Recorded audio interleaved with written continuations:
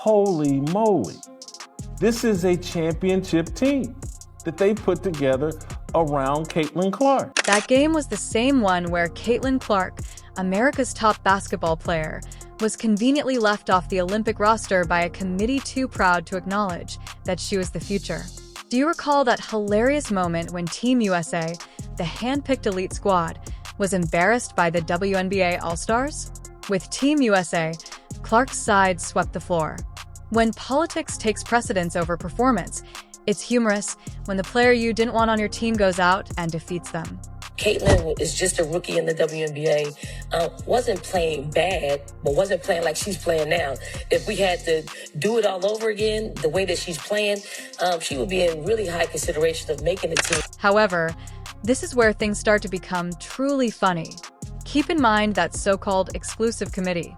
Staley, Dawn Reeve, Cheryl, the same people who believed that excluding Caitlin Clark from the Olympic roster was a power move, also ran USA Basketball like a private sorority, guarding the door with egos rather than results. However, guess what? Sue Bird just took over as the new managing director of that committee, rendering it irrelevant and stripped of authority. It turns out that when you block the biggest name in women's sports, the sport blocks you back. They bet against Caitlin Clark and lost spectacularly. It looks like Jen Rosati and Dawn Staley and all those folks that Cheryl Reeve, who had a hand in Caitlin Clark not making Team USA last year in the Olympics, looks like they may be gone. Let's be clear about one thing. I'm not a suburb cheerleader, but here's the real deal. While the WNBA crowd gathered to jeer at Caitlin Clark for being too popular, too white, or too hesitant to give him a kiss, the one person who didn't sell Clark out is now the one making the Olympic decisions. Not some shadowy committee or some backroom sisterhood, while Sue Bird holds the pen, and they're all merely reading the script. Sue Bird did something that none of them had the courage to do. She stood up for her loudly and publicly, without apology. The committee that included Dawn Staley, Jennifer Rosati, Dan Padover, Bethany Donovan, Greg Sankey. I do not think this committee is going to have the power that they had because Sue Bird is taking over as managing director of USA Basketball. Why this occurred, let's call it such, since Diana Taurasi received a gold medal as a retiring gift last year. She hardly played in one game in Tokyo and could have been invisible in two more.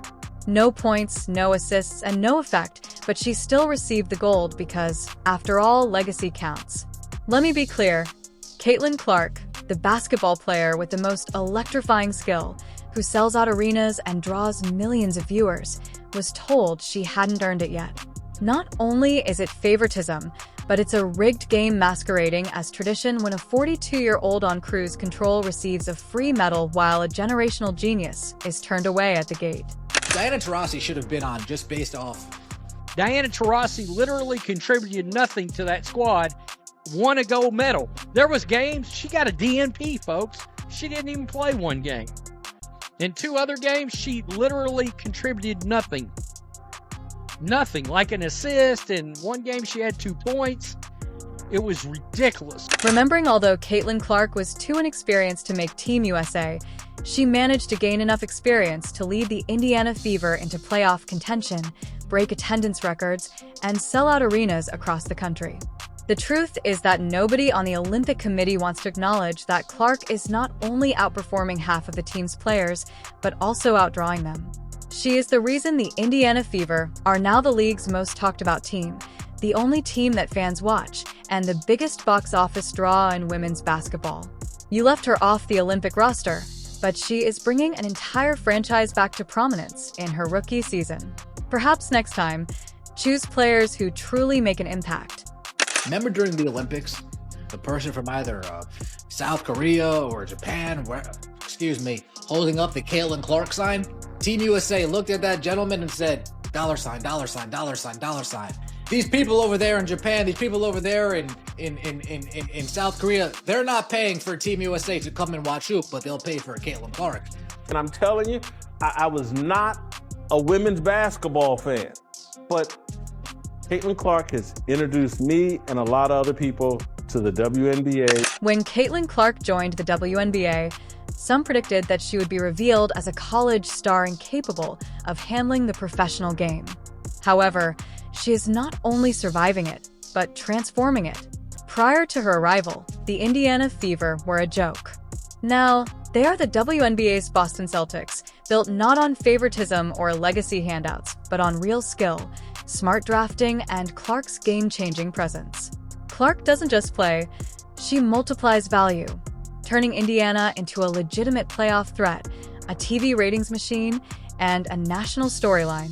In year one, the league is changing under Clark's leadership, and those who attempted to keep her out are now the ones falling behind. The Indiana Fever break attendance and viewership records in their preseason game against the Brazilian national team. So what does this mean for the WNBA as a whole, and can they finally become a profitable league this season? This is different from what the Indiana Fever have done this offseason, man. Caitlin Clark is the next level. She's not just a player. She's the star, and people buy tickets for her because she changes the league's energy. Next, they bring in Sophie Cunningham, who isn't just Instagram cute. She plays with fire, brings edge, toughness, and a tough attitude, and Lexi Hull doesn't sleep on her. That girl hustles, defends, knocks down shots, and is that glue player every contender needs. The three of them, Sophie, Hull, and me, are going to cause trouble. The exciting whites, yes, but don't be fooled, they can hoop. The league is aware that this is genuine basketball with genuine skill, not just hype or a marketing ploy. What the Indiana Fever have pulled off this offseason, and it starts with the exciting whites. Holy moly. This is a championship team that they put together around Caitlin Clark. Let's be honest, Caitlin Clark was not only excluded from Team USA due to her inexperience, but she was also disciplined for being unashamedly herself and popularly white. Now, she is returning with support. Cunningham, Sophie, Lexi Hull, three white girls who can hoop and don't need permission to take center stage, and the WNBA. Oh, they're watching, they might not like it, but let's face it, they love drama when it brings attention. They let Clark play the villain because they know that villains sell tickets, but here's the twist. Clark is the revolution, not the villain. And when Cunningham drains threes and Hull's locking down defenders, the numbers go up, the tension increases, the story explodes. So yeah, this isn't just basketball anymore. It's cultural warfare on the hardwood in high definition, and it's only just getting started. Who thought that we would see the day where WNBA numbers were overtaking NBA numbers? And you guys, I predict that this is going to be something that happens for the entirety of the WNBA season, especially with this Indiana Fever team. Give me a moment to be honest with you. The Indiana Fever are not just a good team, they are a championship caliber squad. In the world of professional sports, particularly the WNBA, where narratives dominate every aspect of play, it is in the league's best interest for them to win because, let's face it, they have Caitlin Clark. Cunningham, Sophie, what many refer to as the exciting whites, is Lexi Hull, with Aaliyah Boston anchoring the middle and Natasha Howard and Dana Bonner on the front lines. This isn't just a team that dominates the ratings. We're talking about a cultural revolution. I'll admit that it makes some people uncomfortable, and I'm not even sure how I feel about it myself. But whether you like it or not, you're going to watch because something significant is happening, and Caitlin Clark is not just a part of it. She's the epicenter. This is White Girl Summer meets the WNBA takeover. It's flamboyant, divisive, loud, and effective. But I'm just telling the Indiana Fever have a championship team, and based on how the WNBA and professional sports are operated, it is in the best interest of the WNBA for the Indiana Fever to make the championship and perhaps win the championship. That will put the WNBA over the top. It has now been confirmed that 41 of the Indiana Fever's 44 games this season will air on national television. This is a victory for the entire WNBA, not just for Indiana, as the Fever never enter the national arena alone. Instead, they bring another WNBA franchise with them. What does that mean? More viewers, more publicity, and more stories. Every game is a spotlight. Every matchup is a plot point, and that's exactly how a league develops. It's no longer just about Caitlin Clark or the Fever. It's about creating rivalries, finding new stars, and connecting fans nationwide with a full range of talent this league has to offer. All of those games, every time the Indiana Fever is on national television, they will be playing against another team in the WNBA. So with that, more storylines are going to develop. People are going to be exposed to more players, not only this Indiana Fever team, but whatever team they are going up against. The WNBA is about to enter its most explosive season yet. And if what we just saw at Carver Hawkeye Arena is any indication, we're talking about sold-out arenas, millions of fans tuning in, and a frenzy around one player. Let's take a moment to go back in time and examine the numbers from last season. Caitlin Clark, the data demonstrate that this is a movement rather than just hype or a one-time occurrence.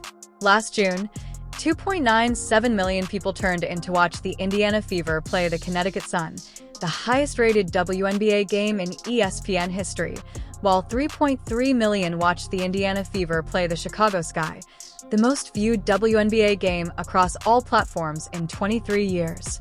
The Indiana Fever versus Chicago Sky game was the highest-watched WNBA game on any platform in 23 years, with 3.3 million viewers in June of last year.